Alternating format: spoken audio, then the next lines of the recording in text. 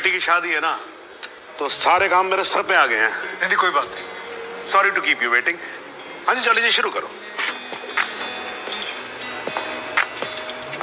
फहीम साहब, इकबाल एनकाउंटर के बारे में आपको जो कुछ भी पता है सब कुछ खुल के जज साहब को बताइए। जनाब, मेरा नाम फहीम भट्ट है।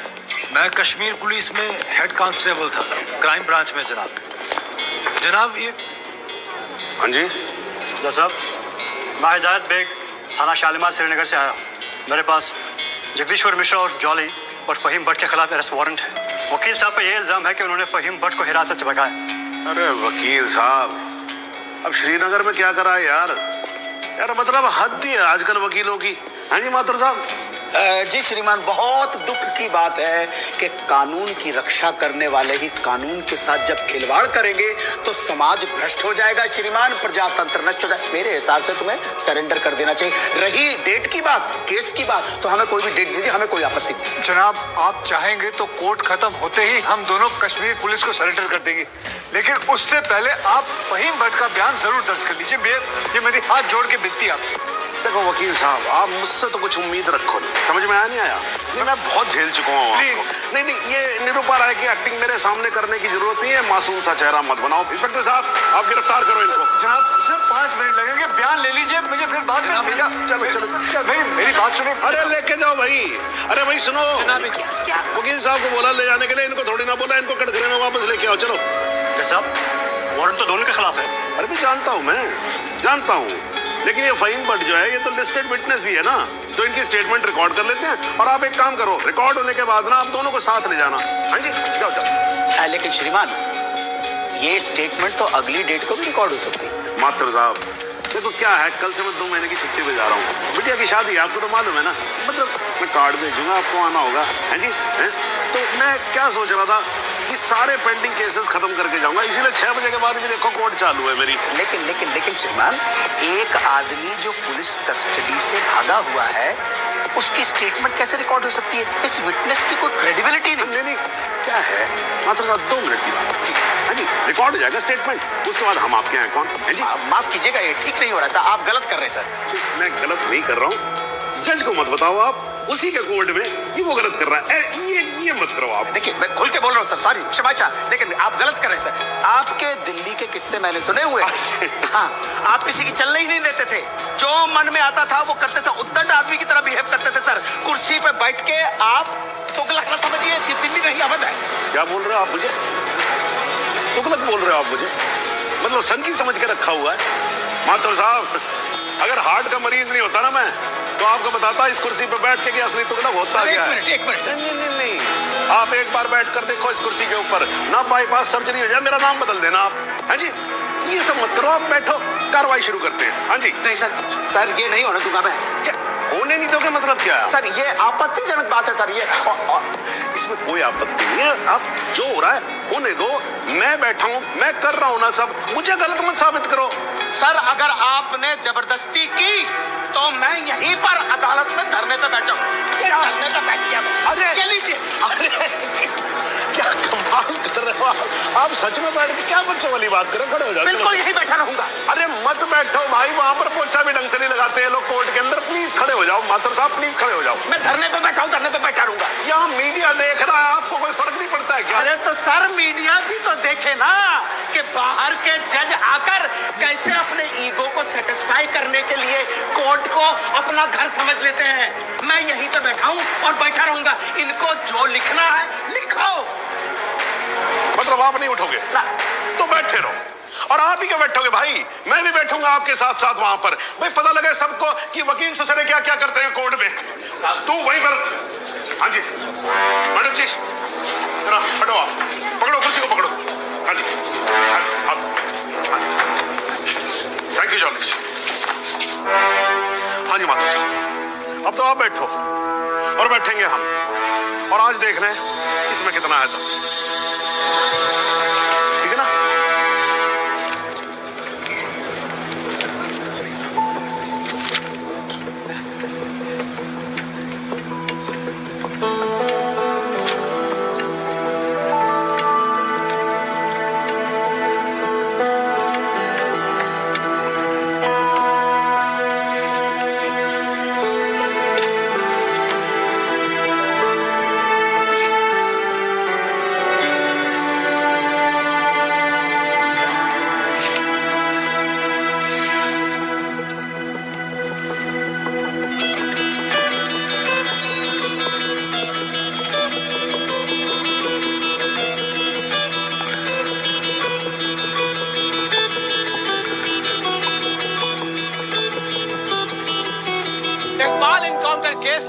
आज कोर्ट में जो कुछ भी हुआ वो शायद भारतीय न्याय व्यवस्था के इतिहास में पहली बार हुआ होगा। एक विटनेस की हाजिरी कराए जाने को लेकर डिफेंस लॉयर प्रमोद माथुर और जज सुंदर लाल त्रिपाठी के बीच तीखी नोकझोंक हुई और वो दोनों एक दूसरे के खिलाफ कोर्ट रूम में ही धरने पर बैठ गए। और अब देखना यह है कि ये दोनों इस तरह कब तक धरने पर बैठे रहते हैं। सर, माथुर साहब का जवाब नहीं है सर। पिछले 5 घंटे से धरना देकर बैठे हुए हैं। अब कमाल की बात यह है सर, फहीम भट्ट का बयान तक रिकॉर्ड होने नहीं दिया।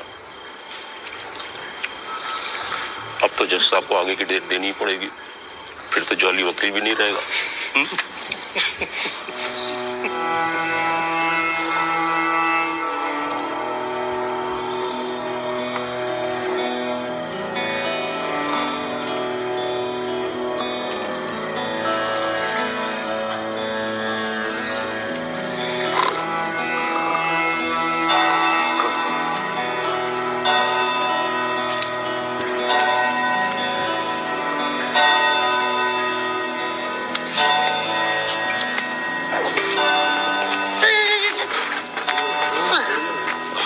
सर,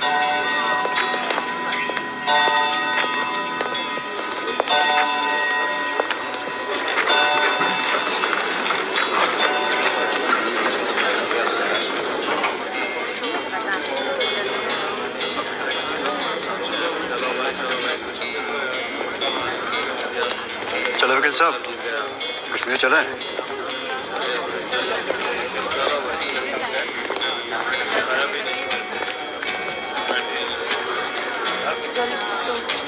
मैं चलता हूँ, अपना ध्यान रखना, ठीक है?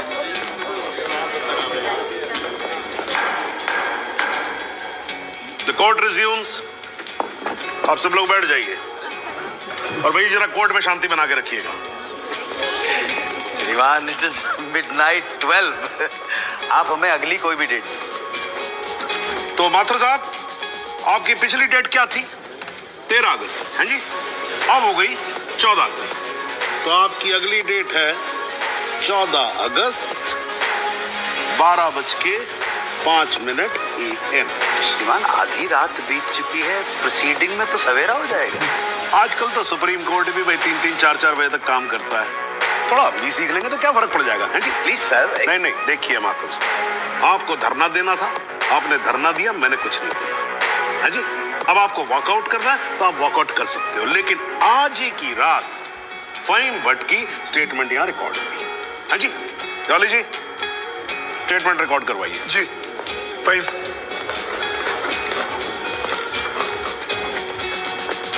जनाब, बहुत बहुत शुक्रिया। फहीम साहब को बताओ क्या क्या हुआ था। जनाब, इस इनकाउंटर से कुछ महीने पहले हमने एक इंटेलिजेंस रिपोर्ट भेजी थी सिंह साहब की टीम को, जिसमें एक कश्मीरी मिलिटेंट इकबाल कादरी के डिटेल्स थे जो यहाँ लखनऊ में छिपा था। जनाब, इस इनकाउंटर से एक दिन पहले मुझको फोन करके यहाँ बुलाया गया ताकि मैं इस बात की शिनाख्त कर सकूं कि जिस इकबाल को इन्होंने पकड़ा है वो इकबाल कादरी है या नहीं। जनाब, जब मैं यहाँ पहुंचा तो उस शख्स का निकाह हो रहा था। मैं देखते ही समझ गया कि ये इकबाल वो इकबाल नहीं है। मगर जनाब, सिंह साहब की टीम ने मुझ पर प्रेशर बनाया कि मैं अपनी रिपोर्ट में ये कहूं कि इकबाल कासिम ही इकबाल कादरी है। मैंने ये करने से मना कर दिया और मैं श्रीनगर वापस चला गया। फिर जनाब, जब मैंने इनकाउंटर की न्यूज़ पढ़ी तो मेरे को जनाब बड़ा अफसोस हुआ। मैंने श्रीनगर में अपने अफसरों को बताया तो बोले बात को रफा दफा करो। मैंने बहुत समझाया उनको, वो नहीं माने। जब वो नहीं माने तो मैंने दिल्ली में सेंट्रल एजेंसी को इस इनकाउंटर की कंप्लेंट कर दी। मुझ पर कंप्लेंट वापस लेने के लिए बहुत प्रेशर डाला गया। फिर मैं नहीं माना तो इन्होंने क्या किया जनाब, एक दिन मुझको गिरफ्तार कर लिया, एक झूठा मुकदमा बनाकर मुझे जेल में डाल दिया जनाब, और मेरे को जनाब महकमे से भी बाहर कर दिया जनाब मेरे को। शुक्रिया जनाब। माथुर साहब, आप कुछ कहोगे या नाराज हो अभी तक? अरे नहीं नहीं श्रीमान, आपकी नाराजगी मोल लेकर अपनी दुकान थोड़े बंद करवानी है। मगर मैं तो ये पूछना चाहता हूँ, आप तो गुस्सा नहीं है? नहीं नहीं, मैं नाराज और आज कुछ नहीं हूँ, लेकिन यार अगली बार से तुगलक मत बोलना मेरे को। हाँ जी माथुर साहब, मतलब इस कोर्ट में बैठे बैठे मेरे बाल सफेद हो गए। I think I deserve some respect. क्षमा प्रार्थी हूँ श्रीमान। ठीक है, आप शुरू करें। फाइन भट्ट, आप माननीय न्यायाधीश महोदय को बताएंगे कि ये केस क्या है, इस अदालत में हम किस सच्चाई की खोज कर रहे हैं। ये कि कांस्टेबल भदौरिया और इकबाल की मौत कैसे हुई। तो आपने अभी जो राबी चिनाब झेलम जैसी लंबी कहानी सुनाई है, उससे कहीं ये साबित होता है कि इन दोनों की मौत कैसे हुई? क्योंकि मौके वारदात पे आप तो थे नहीं। जी नहीं, लेकिन ये तो पता चल। लेकिन वेकिन कुछ नहीं। अगर कोई और फिल्मी कहानी सुनानी हो तो जज साहब को सुनाई। इनको फिल्मों में बहुत इंटरेस्ट है, मुझे बिल्कुल कोई दिलचस्पी नहीं है। मुझे तो मेरे प्रश्न का सीधा साधा जवाब दे दो यार, यस और नो। जी नहीं। Very good, well done.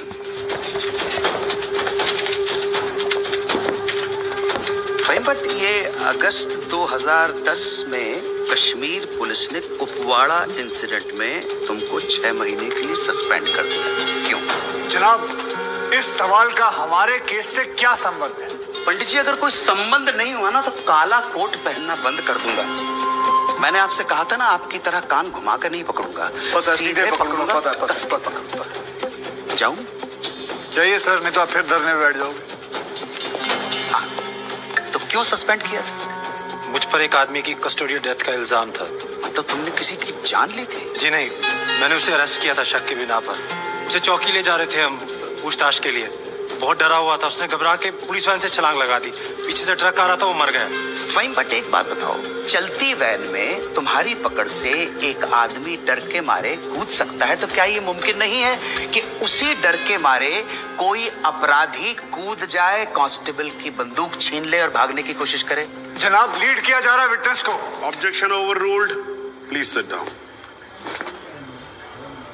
जी ऐसा हो सकता है। तो खुल के कहो ना गुरु, हम सब अच्छी तरह से समझते हैं कि तुम्हारे साथ ऐसा हो चुका है। तो तुमसे बेहतर कौन बता सकता है कि ऐसा किसी के साथ भी हो सकता है, राइट? जी। Very good. बस अब एक आखिरी सवाल। तुमने अभी अपने स्टेटमेंट में कहा कि तुमको 6 महीने के लिए सस्पेंड कर दिया गया था। तुम्हारे खिलाफ केस क्या बनाया गया? मुझ पर इल्जाम था कि मैंने एक कॉन्फिडेंशियल इंफॉर्मेशन दुश्मन को सप्लाई की, मगर वो इल्जाम झूठा है जनाब। जनाब, मुझे जेल में इसलिए डाल दिया गया क्योंकि मैंने इस मामले की कंप्लेंट सीबीआई को कर दी थी। ये तो तुम कह रहे हो ना, तुम्हारे कहने से मुकदमा झूठा नहीं हो जाएगा और तुम निर्दोष साबित नहीं हो एक मिनट जनाब, साहब भूल रहे हैं कि जब तक आरोप सिद्ध ना हो जाए तब तक आरोपी निर्दोष होता है। That is the point, वकील साहब। That's the bloody point। और श्रीमान, इस तर्क के आधार पर तो इंस्पेक्टर सूर्यवीर सिंह और उनके साथी निर्दोष हुए सर।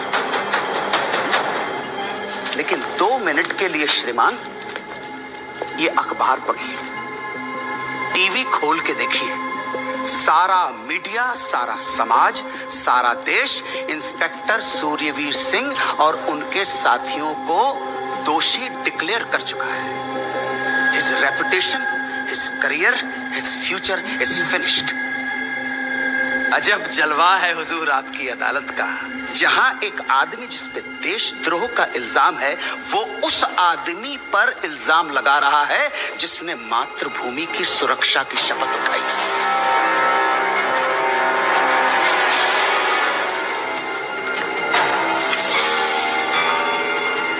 श्रीमान, आज से कई साल पहले इलाहाबाद हाई कोर्ट के बाहर एक बॉम्ब ब्लास्ट हुआ था जिसमें 9 बेकसूर लोगों की जानें गई थी। मृतकों में हमारे बड़े भाई, हमारी भाभी और 7 साल का भतीजा भी शामिल था। इसी आतंकी हमले में हमारे बाबूजी पूजनीय श्री जुगल किशोर माथुर भी घायल हो गए, मगर फिर भी वो आज यहाँ आए। आधी रात को श्रीमान ये देखने आए हैं कि आप किसके साथ खड़े हो। और श्रीमान, मैं ये पूछना चाहता हूं कि क्या ये न्यायालय इतना कमजोर है कि फैसला भी नहीं कर पा रहा है कि देश को सूर्यवीर जैसे अफसरों की जरूरत है या इकबाल कादरी जैसे हत्यारों की? और श्रीमान, अंत में सिर्फ इतना निवेदन करना चाहता हूं कि हम कितना ही अनजान बने रहें, कबूतर की तरह आंखें बंद करके बैठे रहें, लेकिन हकीकत यह है श्रीमान that we are in a state of war. और किसी विद्वान ने बड़ा सही कहा है, everything is fair in love and war. बाकी श्रीमान, न्याय आपके हाथ में। प्रमोद माथुर के प्रणाम स्वीकार करें।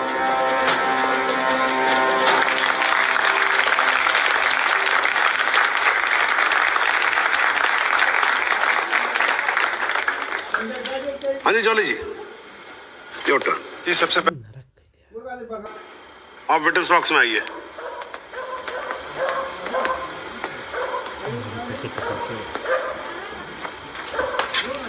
सिंह साहब, आप जरा कोर्ट को बताएंगे कि अगला क्रिकेट वर्ल्ड कप कौन जीतेगा? नहीं, ये किस तरह का सवाल हुआ भाई वकील साहब? हैं? ठीक है, जज साहब कुछ और पूछ लेते। अच्छा सिंह साहब, क्या आप कोर्ट को बता सकते हैं कि अगले इलेक्शन में आम आदमी पार्टी को कितनी सीट्स मिलेंगी? दिमाग खराब, पगला गया क्या? तो गोली और खाएगा? मैं वैसे तो अहिंसावादी इंसान हूँ सिंह साहब, लेकिन एक बार ना लॉ कॉलेज में एक 6 फुटे 8 इंच के लौंडे ने मुझसे बदतमीजी से बात की थी। माँ कसम, यहाँ कान के नीचे घुसड़ मारा था, उठा नहीं 22 दिन तक बिस्तर से। अगर यकीन ना हो ना तो माथुर साहब से पूछ। नहीं वकील साहब, देखो देखो यार, आराम से, कोर्ट है, सवाल करो, बवाल क्यों कर रहे हो यहाँ पर? हाँ सरकार, ये मुझे पागल कह रहा है, बदतमीजी से बात कर रहा है। सिंह साहब, क्यों कर रहे हो आप बदतमीजी से बात? छोड़ दो ना, जाने दो, आराम से कंटिन्यू प्लीज। चलो एक और बार ट्राई करते हैं सिंह साहब। क्या आप बता सकते हैं कि सलमान खान की शादी कब होगी? अरे वकील साहब, क्या बातें कर रहे हो? इंस्पेक्टर हैं वो, जोशी थोड़ी ना है। अगर ये जोशी नहीं है तो फिर इन्हें कैसे पता था कि ठीक सुबह 6:45 पे इकबाल को पेशाब आएगा? कैसे पता था जब उनको पेशाब आएगा तो गाड़ी गोमती नदी का पुल क्रॉस कर रही होगी? इन्हें कैसे पता था कि इकबाल कांस्टेबल भदौरिया की रिवॉल्वर छीन कर भागने की कोशिश करेगा? शादी में तो थे नहीं, फिर पुल पर कैसे पहुंचे तुम? इधर मैं यहाँ खड़ा हूँ, आप पुल पे पहुंचे कैसे? इत्तेफाक। लो जी, इत्तेफाक। ऊपर वाले के आशीर्वाद से सही समय पे सही जगह पहुंच गए। बाय गॉड, बड़े इत्तेफाक है आपकी स्टोरी में सिंह साहब। जनाब, मेरे पास ये इनके 25 एनकाउंटर का कच्चा चिट्ठा है। ऐसे इत्तेफाक कई बार हो चुके हैं इनकी जिंदगी में। अपराधी गोली चलाने वाला होता है कि पहुंच जाते हैं शक्तिमान बनकर, और सिर्फ लखनऊ में नहीं बल्कि दूसरे शहरों में भी। जनाब,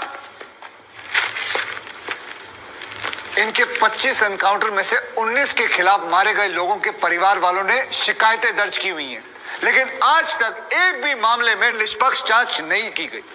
एंटी करप्शन ब्यूरो की एक रिपोर्ट के मुताबिक इनकी 28 करोड़ की संपत्ति होने का शक है, लेकिन वो भी जांच भी नहीं पूरी कर पाए, पहले ही बंद कर दिया उन्होंने। और ऐसे आदमी को बचाने के लिए हमारे माथुर साहब यहां अपने बूढ़े बाप को व्हीलचेयर पर बिठाकर कोर्ट में लाते हैं। मुझे तो इन पर और इन जैसों पर तरस आता है। नमस्कार, बहुत बहुत धन्यवाद।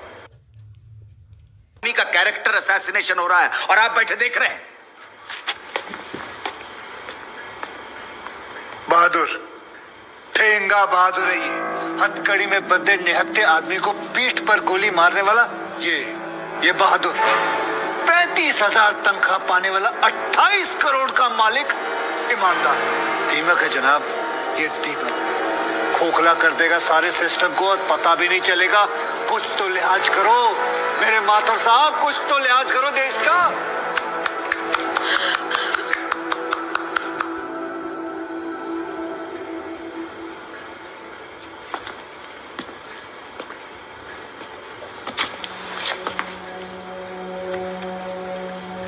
मैं जुगल किशोर माथुर साहब का दर्द समझ सकता हूं। मेरी वजह से तो एक औरत ने अपनी जान ली थी और मैं महीनों चैन से नहीं सो पाया था,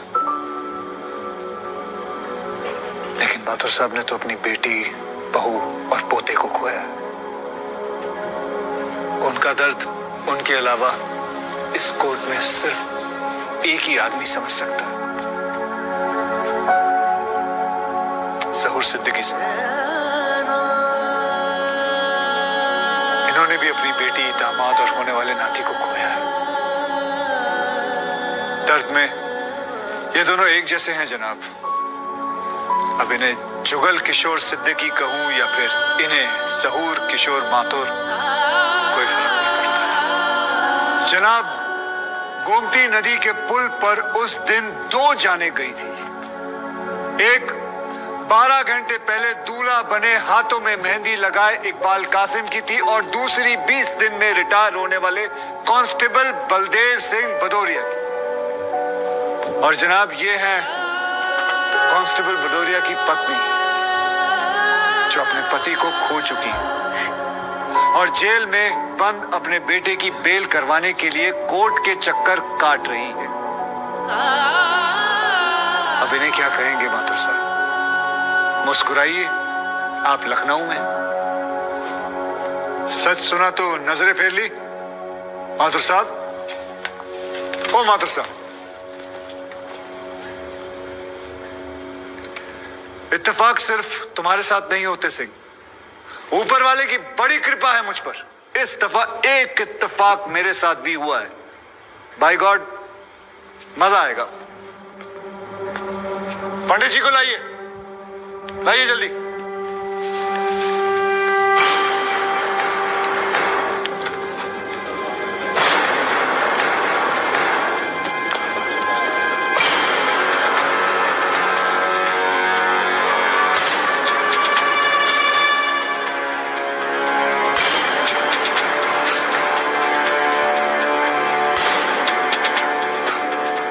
क्या मैं पूछ सकता हूं कि क्या हो रहा है इस कोर्ट में?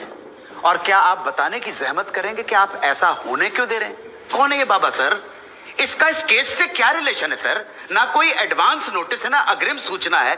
क्या रेलेवेंस क्या है और आप इसे अलाउ कर रहे हैं?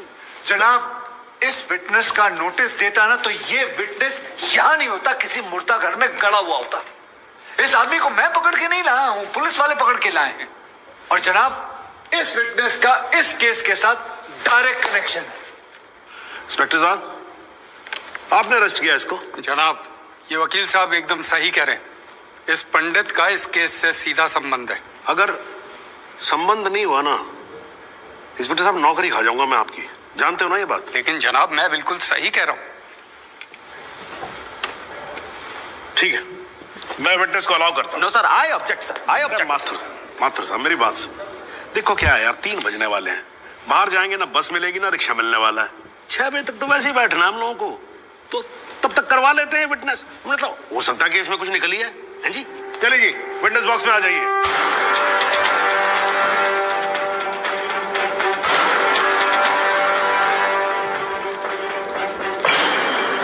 नमस्कार पंडित जी, क्या हाल है आपका? घर में कपड़े वपड़े टीका शीका लगा के पूरी तैयारी में आए हैं। भाई भट्ट साहब, खड़े होइए। कोर्ट को बताइए कि इन पंडित जी का नाम क्या है? मोहम्मद इकबाल कादरी। हैं जी, मोहम्मद इकबाल कादरी। मोहम्मद इकबाल कादरी। इसको कहां से अरेस्ट कर लिया जी आपने? जनाब, मथुरा से 1 साल से वहां छुपा हुआ था, साधु का भेष बनाकर। ये तो कमाल हो गया। जज साहब, इंस्पेक्टर महोदय झूठ बोल रहे हैं। हमारा नाम इकबाल कादरी नहीं है, हमारा नाम तो रामकृष्ण सारस्वत है। हम तो निरीह ब्राह्मण हैं, ब्रह्मचारी हैं। हाँ, जम्मू के रहने वाले हैं, उस वजह से भाषा में थोड़ी कश्मीरी झलक है, लेकिन हम वो नहीं है जो बताया जा रहा है। ये देखिए हमारा आधार कार्ड और voter ID card. Om Prakash ji, जरा लेके आओ उसे, लाओ जरा, फटाफट लेके आओ। जनाब, ये पंडित सरासर झूठ बोल रहा है। इसने पुलिस को खुद स्टेटमेंट दिया है, जिसमें इसने खुद कहा कि ये इकबाल कादरी है। कंधे के ऊपर उत्तर प्रदेश पुलिस के 2 स्टार लगा रखे हैं। इतना मालूम नहीं है कि पुलिस को दी गई स्टेटमेंट कोर्ट में एडमिसेबल नहीं है। जनाब, ये इंसान एक ट्रेन्ड मिलिटेंट है। नकली आधार कार्ड बनाने